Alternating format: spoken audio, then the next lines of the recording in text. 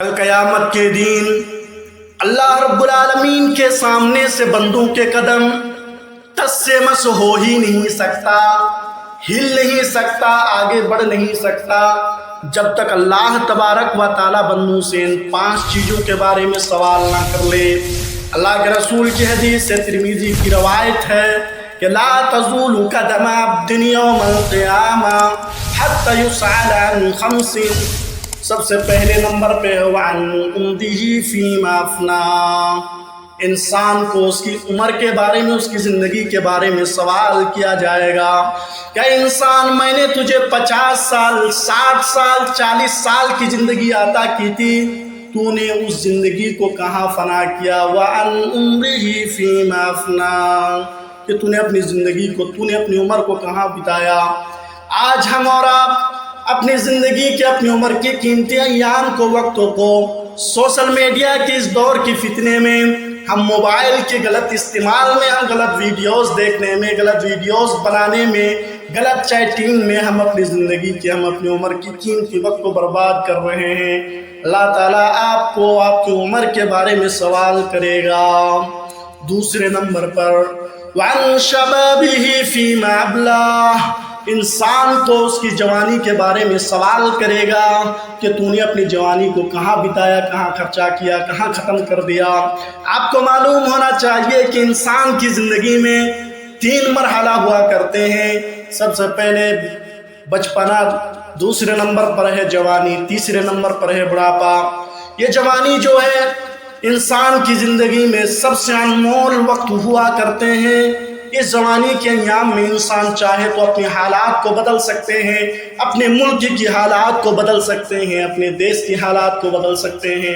آپ کو معلوم ہونا چاہیے کل قیامت کے دن اللہ تبارک و تعالیٰ جن 7 خوش نصیب کو اپنے عرش کے نیچے سایہ نصیب فرمائیں گے، ان میں سے ایک وشاب نشأ فی عبادت اللہ، ایک ایسے نوجوان ہوں گے جس نے اپنی جوانی کو اللہ رب العالمین کی عبادت میں لگایا ہو۔ معلوم ہونا چاہیے کہ اس جوانی کی عبادت اللہ رب العالمین کی یہاں بہت پسندیدہ ہے۔ آج ہمارے نوجوان غلط چیزوں میں آج اپنے وقت کو، اپنی جوانی کو برباد کر رہے ہیں۔ سوشل میڈیا کے اس دور میں غلط ویڈیوز دیکھتے ہیں، لوگوں کے ساتھ غلط تعلقات رکھتے ہیں، اپنی جوانی کی اہمیت کو نہیں سمجھتے ہیں۔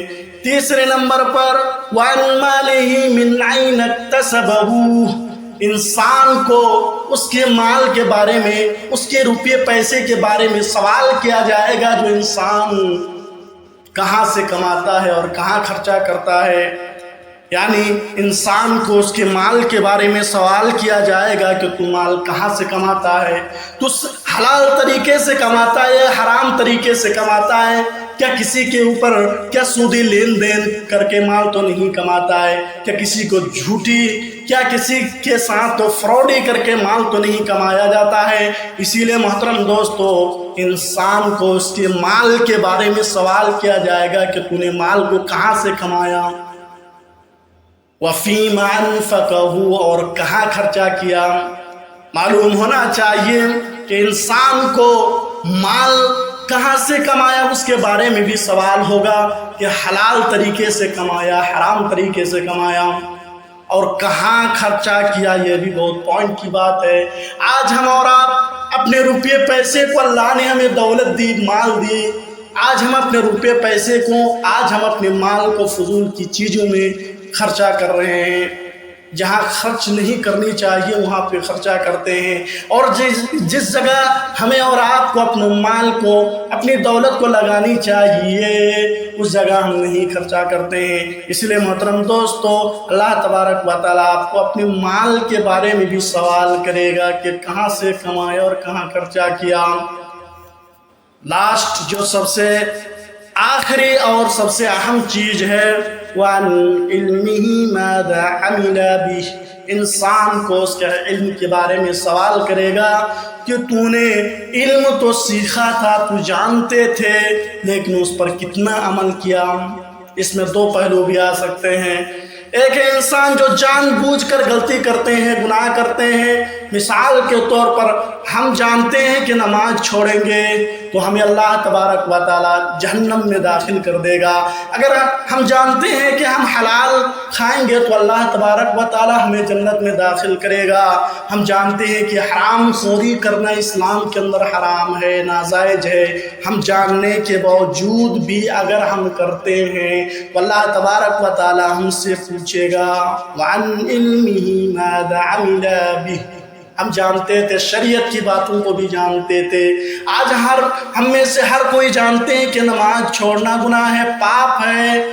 آج ہم جانتے ہیں کہ حرام خوری کرنا حرام ہی اسلام کے اندر ناجائز ہے۔ آج ہم جانتے ہیں کہ لوگوں رشتہ داروں کے ساتھ بدسلوکی کرنا ناجائز ہے۔ آج ہم جانتے ہیں کہ سودی لین دین کرنا ناجائز ہے۔ آج ہم جانتے ہیں کہ رشتہ داروں کو توڑنا بھی ناجائز ہے۔ لیکن ہم اگر جان بوجھ کر کے ہم اگر اس پر ڈٹے رہتے ہیں، ہم گناہ کرتے ہیں تو اللہ تبارک و تعالیٰ ہم سے بھی سوال کرے گا کہ تم جانتے تھے لیکن تم نے اس پر عمل کتنا کیا۔